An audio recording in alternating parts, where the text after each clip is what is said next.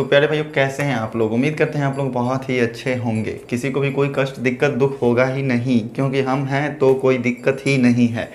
तो प्यारे भाइयों आज के वीडियो में हम लोगों को क्या देखना है, ये आपने थंबनेल में ऊपर में फोटो में देख ही लिया होगा, टाइटल में भी देख रहे होंगे क्या देखना है। अगर चैनल को सब्सक्राइब नहीं किया तो चैनल को सब्सक्राइब जरूर कर लीजिए, क्योंकि आपके आधार पर ही वीडियोस तैयार होते हैं। आप जो कमेंट करके बताते हैं उसी पे आधारित सॉल्यूशंस तैयार होते हैं। जिस भी चैप्टर में आपको दिक्कत है आप कमेंट करके बताएंगे, आपके आधार पर वीडियोस तैयार होना शुरू हो जाएगा और आपके लिए वीडियो भी प्रोवाइड हो जाएगा फ्री, एब्सोल्युटली फ्री, बिल्कुल फ्री है, कोई पैसा नहीं, कोई चार्ज नहीं। तो सब्सक्राइब करने का भी कोई चार्ज लगता नहीं है। तो आप लोग चैनल को सब्सक्राइब कीजिए और ज़्यादा से ज़्यादा दोस्तों में शेयर करें, बिल्कुल फ्री है। क्लास 6 से लेकर के 12 तक के कोई भी छात्र अगर चैनल को सब्सक्राइब करते हैं और अपने प्यारे दोस्तों को शेयर करते हैं तो उनके कमेंट करने पर जो भी होंगे सॉल्यूशन, उनके वीडियोस आप लोगों को मिल जाएंगे। ठीक है, तो जो भी प्रॉब्लम है आप अपना कमेंट करें। उसके लिए पहले आप चैनल को सब्सक्राइब कर लीजिएगा और 4-5 दोस्तों को शेयर कर दीजिएगा और उसके बाद कमेंट करेंगे, तभी उस पर रिस्पॉन्स लिया जाएगा। चलिए प्यारे भाई आज अपना वीडियो शुरू करते हैं। प्यारे भाइयों देखिए आज की वीडियो में हम देखेंगे सबसे पहले क्वेश्चन नंबर 17। ठीक है, 17 16 तक देख चुके थे, 17 से देखेंगे। तो 17 नंबर क्वेश्चन में कहता क्या है, कहता है कि 2 अंकों की एक संख्या है, 2 अंकों की एक संख्या है। जस्ट पिछले क्वेश्चन में भी जस्ट ऐसे ही कह रहा था कि 2 अंकों की एक संख्या है और अंकों के योगफल, मतलब 2 अंकों की एक संख्या जो है वो अंकों के योगफल का 4 गुना है और अंकों के गुणनफल का 2 गुना है। तो 2 अंकों की एक संख्या, तो उसमें दोनों अंकों को हमको कुछ ना कुछ मानना पड़ेगा। तो मान लेते हैं एक संख्या को x और एक संख्या को y मान लेते हैं। तो माना इकाई को मान लेते हैं x, माना इकाई बराबर x है और दहाई को हम मान लेते हैं y। ठीक है, दहाई को मान लेते हैं y। तो अंक क्या बनेगा, तो अंक क्या बनेगा, तो जस्ट पिछली वीडियो में हमने थोड़ा अच्छे से समझाया था, इसमें थोड़ा शॉर्ट कर लेके चलेंगे। दहाई वाले को 10 से गुना करके इकाई वाले को 1 से गुना करके जोड़ देते हैं तो वही अंक हो जाता है। तो दहाई पे अगर 2 है और इकाई पे अगर 5 है तो इसका मतलब 25 बनेगा। और 25 कैसे होता है, तो 10 को 2 से गुना करके और 5 जोड़ देते हैं उसमें। ठीक है, यही नहीं करते हैं, 2 को 10 से गुना करके 5 जोड़ देते हैं तो वो संख्या हमें प्राप्त होता है। तो ये अंक हो गया। अब क्वेश्चन में कह रहा है कि ये जो संख्या है, ये जो संख्या है, यह दोनों संख्या के योगफल का, ये जो टोटल संख्या बना, ये जो संख्या बना, ये इस दोनों संख्या के योगफल का 4 गुना है और दोनों संख्या के गुणनफल का 2 गुना है। तो चलिए लिखते हैं प्रश्न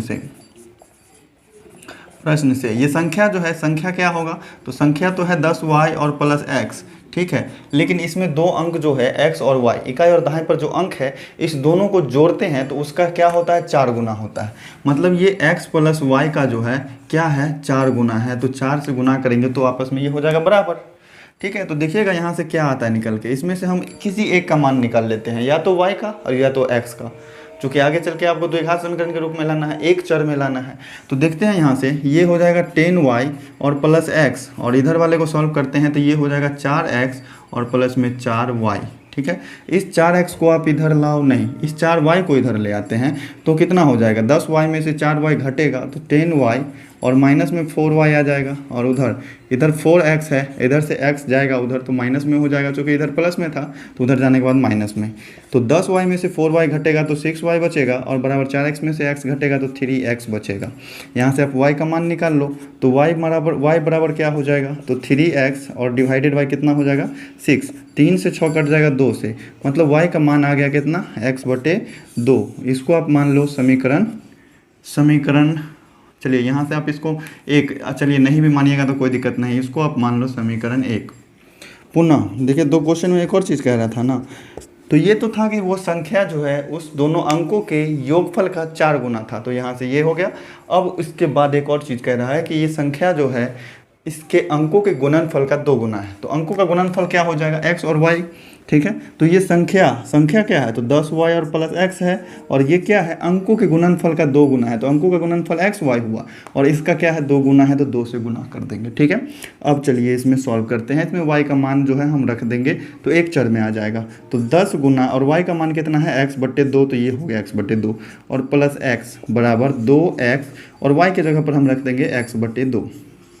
ठीक है, अब यहाँ से आपका द्विघात समीकरण आ जाएगा। ये देखिए 2 से 2 कट गया और ये 2 से 2 पंचे 10 कट गया, तो यहाँ से क्या आता है, ये हो जाएंगे 5x और प्लस में x बराबर, इधर क्या बचेगा, इधर बच जाएगा x²। तो देखिए आपको सुविधा कैसे होगा, तो x² वाला पद है उसको प्लस में ही रहने देना चाहिए। माइनस में लाएंगे तो फिर उसको बाद में माइनस लेकर के कॉमन लेकर हटाना पड़ेगा। तो इधर माइनस, इधर प्लस में है ही x², तो बाकी सब को हम उधर ले जाएंगे, कोई दिक्कत नहीं है। तो चलिए इधर रह जाएगा 0 और उधर हो जाएगा x² और ये x उधर जाएगा तो माइनस में x और उधर ये जाने के बाद माइनस में 5x। अच्छा है, इस तरीके से भी ये 5x और x को जोड़ेंगे तो कितना हो जाएगा 6x, तो इधर आके माइनस में 6x हो जाएगा। यहाँ तक समझने में कोई दिक्कत नहीं है। देखिए एक्स स्क्वायर माइनस 6x बराबर क्या आया 0, क्या आ गया एक्स स्क्वायर माइनस 6x बराबर 0। दोनों में से क्या कॉमन आ रहा है, x कॉमन आ रहा है, तो बच रहा है x माइनस 6 बराबर 0। अब यहाँ हमने कल पिछले वीडियोज़ में हमने आपको बताया है कि ये क्या है, गुणनखंड निकला है। कितना गुणनखंड है, तो 2 गुणनखंड निकले हैं। पहला गुणनखंड है x और दूसरा गुणनखंड है x माइनस 6। दोनों गुणनखंड को हम 0 के बराबर करेंगे तो क्या हो जाएगा, x बराबर 0 आएगा और x बराबर क्या आएगा 6 आ जाएगा। यहाँ से अगर x माइनस 6 को हम 0 के बराबर किए हैं तो x का मान 6 आ गया, और x को 0 के बराबर किए तो x का वैल्यू 0 ही होगा। ठीक है, अब क्वेश्चन में क्या कह रहा था, 17 नंबर क्वेश्चन है कि संख्या ज्ञात करें, संख्या क्या होगा। तो यहाँ से देखिए दोस्तों, x का मान 0 हो सकता है क्या, x हमने किसको माना था, x हमने इकाई वाले स्थान को, इकाई वाले अंक को माना था। चलो ये x हो सकता है, तो दहाई वाला अंक क्या होगा। लेकिन क्वेश्चन में कह रहा था कि ये संख्या जो है इसके अंकों का ये है। ठीक है, तो चलिए हम यहाँ से y का मान निकाल लेते हैं। ठीक है, पहले y का मान निकाल लेते हैं। y बराबर क्या है, x बट्टा 2 है। तो y अगर यदि लिखेंगे यहाँ से, यदि x बराबर 0 है तो y बराबर कितना हो जाएगा, 0 बट्टे 2 हो जाएगा, चूँकि x बट्टे 2 है y का मान, है ना। तो y का मान क्या आ जाएगा, 0 आ जाएगा। तो अगर x बराबर 0 रखे हैं तो y बराबर भी 0 आ गया। तो और लिखते हैं यहाँ से, यदि x बराबर 6 है तो y बराबर कितना हो जाएगा, 6 बट्टा 2, 2 से 3, तो y का मान क्या आ जाएगा 3। तो यदि x का मान 6 है तो y का मान 3 है। मतलब इकाई के स्थान पर अगर 6 है तो दहाई के स्थान पर कितना है, 3 है, यही है ना। अब देखिए क्वेश्चन में क्या कह रहा था, क्वेश्चन में नहीं कह रहा था, यहाँ देखिए ध्यान देने वाली बात है। अगर इकाई के स्थान पर भी 0 है और दहाई के स्थान पर भी 0 है तो ये कोई संख्या है क्या, नहीं, ये तो 0 है। इसमें कोई भी कंडीशन नहीं लग सकता है कि ये इसके मतलब को पहले मतलब क्वेश्चन में क्या कह रहा था कि इसके अंकों का गुणनफल जो है अंक से क्या है 4 गुना है, अंकों का योगफल जो है अंक से 4 गुना ज़्यादा है। तो इसमें अगर इसका योगफल दोनों का निकालेंगे तो 0 का योगफल 0 ही होगा, और वो क्या अब उस अंक से 4 गुना ज़्यादा होगा, नहीं ना होगा। तो अतः यह अमान्य लिख देंगे, अमान्य आंसर हो गया, इनवैलिड आंसर हो गया। तो ये वाला आंसर अपना नहीं होगा, इसको आप नहीं लिखना, यहाँ पर यहीं पर लिख देना अमान्य। ठीक है, ये चीज़ हम आपको साबित करने के लिए बताते हैं कि ये आंसर क्यों नहीं होगा। ठीक है, तो चलिए पहले समझ गए होंगे, चलिए बढ़ते हैं अपने नेक्स्ट क्वेश्चन पर। स्क्रीनशॉट लेकर के नोट करना चाहते हैं तो नोट कीजिए। तो देखिएगा इस क्वेश्चन में एक चीज़ छूट गया है, इसका जो है अंक ज्ञात करना था। तो अंक क्या हो जाएगा, जो अंक है वो क्या हो जाएगा, तो अंक यहाँ पर निकला है ना 10y प्लस x, तो ये हो जाएगा 10y और प्लस में x, और y का मान निकला 3, तो ये हो जाएगा 10 गुना 3, और x का मान है यहाँ पर 6, तो ये हो जाएगा 6। तो 10 या 30 होगा, 30 में 6 जोड़ेंगे तो कितना होगा 36 होगा। ये रहा अपना फाइनल आंसर, नोट कीजिए अब स्क्रीनशॉट लेकर। तो अपना 18 नंबर क्वेश्चन भी है, बहुत ही प्यारा सा। कहता है कि एक आदमी की आयु अपने पुत्र की आयु के 3 गुनी है। एक आदमी है, उसका आयु जो है अपने पुत्र की आयु का 3 गुनी है, समझिएगा क्वेश्चन को। और कहता है कि तथा 6 वर्ष पहले उनके उम्र का गुणनफल था 288। ठीक है, एक आदमी है जिसकी आयु उसके पुत्र की आयु का क्या है 3 गुना है। तो चलिए मान लेते हैं पुत्र का आयु। ठीक है, माना पुत्र का आयु क्या है x है, माना पुत्र की आयु बराबर क्या है x है। तो पिता का आयु क्या हो जाएगा, उसका 3 गुना है ना पिता की आयु।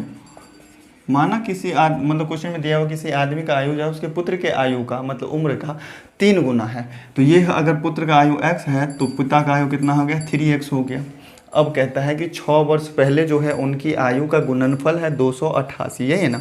हाँ, उनकी 6 वर्ष पहले उनके उम्र के गुणनफल का जो है गुणनफल कितना है 288 है। तो प्रश्न से चलते हैं, प्रश्न से तो बताइएगा अगर अभी जो है उसके पुत्र का आयु x है तो 6 वर्ष पहले उसके पुत्र का आयु क्या रहा होगा, तो x माइनस 6 रहा होगा। अगर अभी पिता का आयु 3x है तो 6 वर्ष पहले उसके पिता का आयु क्या रहा होगा 3x माइनस 6। तो 6 वर्ष पहले पुत्र का आयु और 6 वर्ष पहले पिता का आयु, ठीक है, दोनों का गुना करने पर कितना आता है 288 आता है। क्वेश्चन में यही दिया हुआ है ना, बराबर क्या है 288 के। अब इसी को सॉल्व करो, आंसर आ जाएगा। तो देखते हैं x को 3x से गुना करेंगे तो क्या हो जाएगा 3x स्क्वायर, फिर x को माइनस 6 से गुना करेंगे तो माइनस 6x होगा, 6x माइनस 6 को माइनस प्लस 3x से गुना करेंगे तो माइनस 18x हो जाएंगे, और माइनस माइनस प्लस 36 हो जाएगा बराबर 288। यहाँ तक समझने में कोई दिक्कत नहीं, तो आगे भी कोई दिक्कत नहीं होगा। ये माइनस माइनस दोनों जुड़ जाएगा आपस में, मतलब -24x हो जाएगा। +36 है, 288 इधर आएगा तो माइनस में आ जाएगा।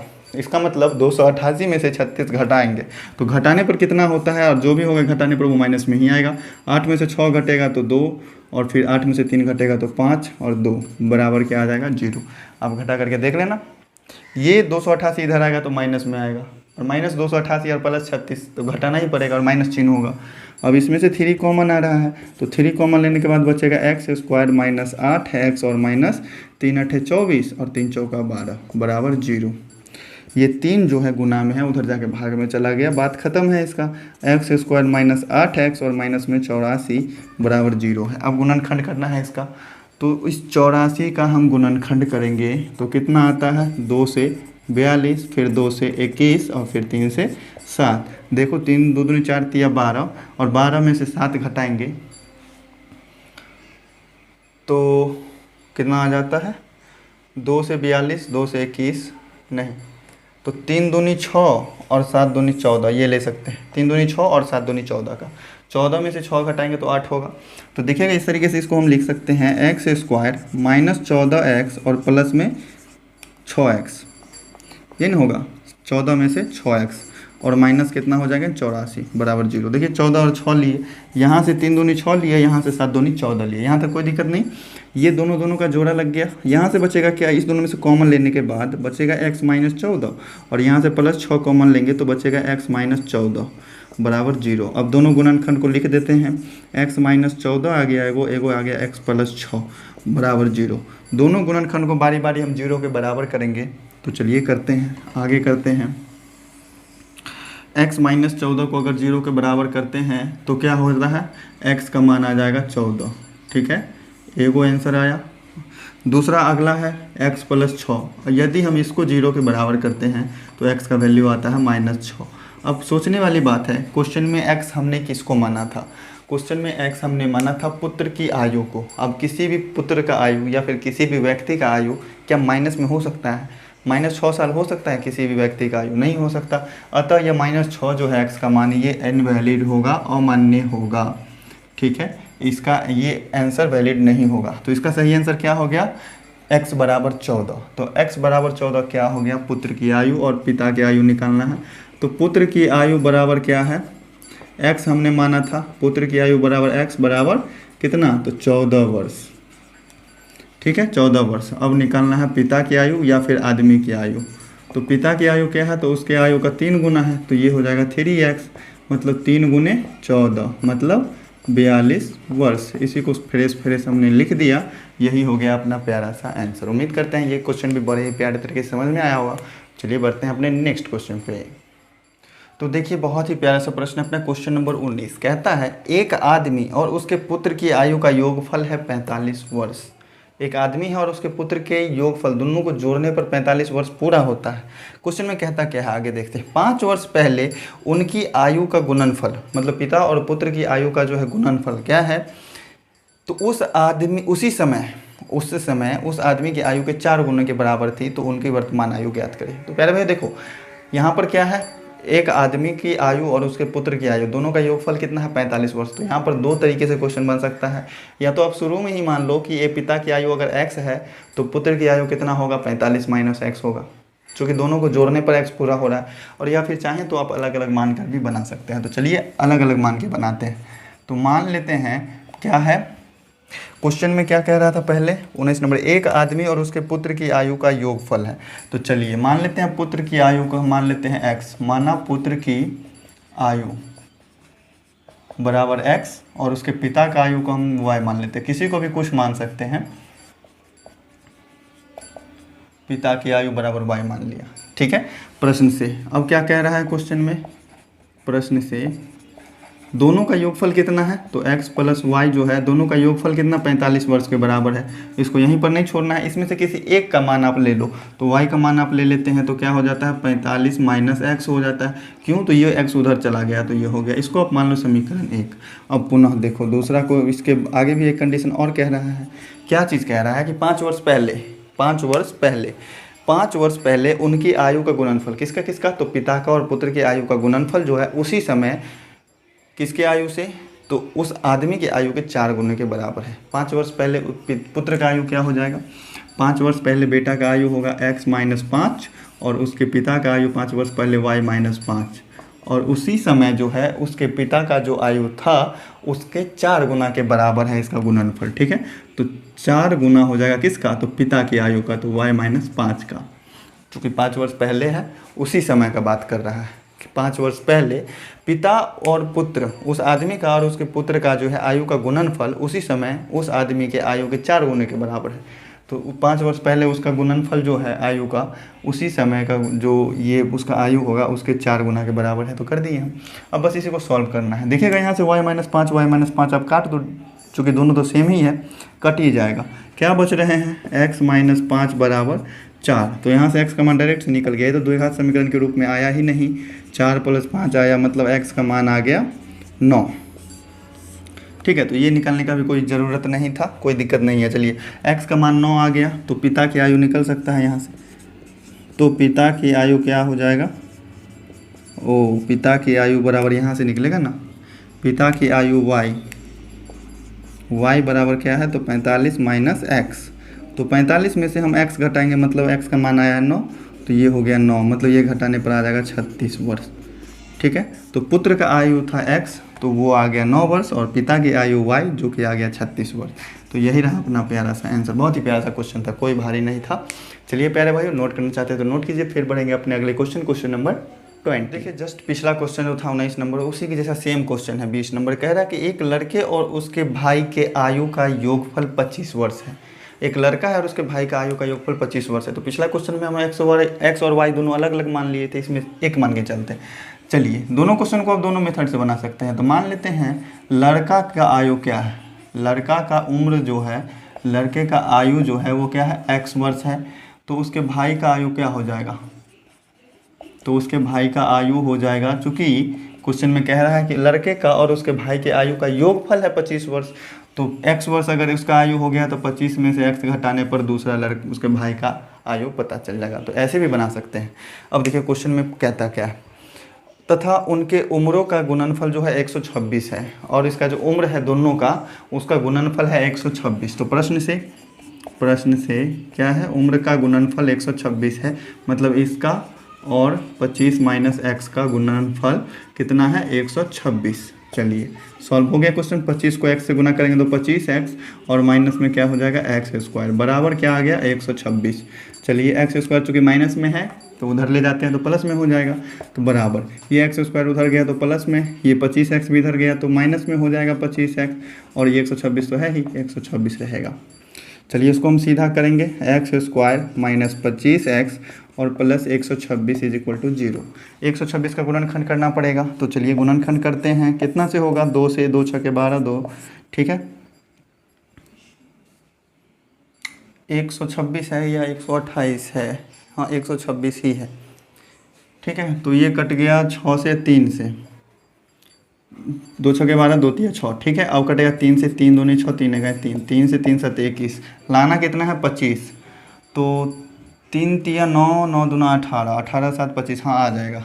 तो क्या आ रहा है यहाँ से, एक्स स्क्वायर, 3 तिया 9 दूना 18, 18 और 7 का रेशियो ले सकते हैं, 18 7 को जोड़ेंगे तो 25 हो जाएगा। तो माइनस 18x और माइनस 7x इस तरीके से ले लेते हैं और प्लस क्या हो जाएंगे, 126 बराबर 0। यहाँ से इसका 2 का जोड़ा लग गया, इसका 2 का जोड़ा लग गया। इस दोनों में से x कॉमन आएगा तो बचेगा x माइनस 18 और यहाँ से माइनस 7 कॉमन आएगा तो बचेगा x माइनस 18 बराबर 0। गुणनखंड क्या आ गया अपना, x minus 18 into x minus 7 बराबर 0। दोनों x का मान आ जाएगा दोनों गुणनखंड को 0 के बराबर करने पर। तो यहाँ से x का मान क्या आ जाएगा, 18 और यहाँ से x का मान क्या आ जाएगा, 7। अब देखिए क्वेश्चन में कहता क्या था कि एक लड़का और उसके भाई के उम्र का जो है योगफल 25 वर्ष है। देखिए इस दोनों को जोड़ने पर 25 वर्ष पूरा हो रहा है कि नहीं, बिल्कुल हो रहा है। तो ये अगर भाई के आयु में आप 18 रखेंगे यहाँ पर मान, तो 25 में से 18 घटने के बाद 7 आ जाएगा, जो कि ये दूसरा है। अगर 7 रखते हैं तो 18 आ जाएगा। तो यही अपना रहा प्यारा सा आंसर। ठीक है, इसमें से कोई अगर मानते हैं आपके उसके लड़का का आयु है, लड़का का आयु अगर 18 मानिएगा तो उसके भाई का आयु 7 आ जाएगा। अगर उसके लड़का का आयु 7 मानिएगा तो भाई का आयु 18 आ जाएगा। तो इसको इसके लिए ज़्यादा माइंड नहीं करना है, ज़्यादा टेंशन नहीं लेना है।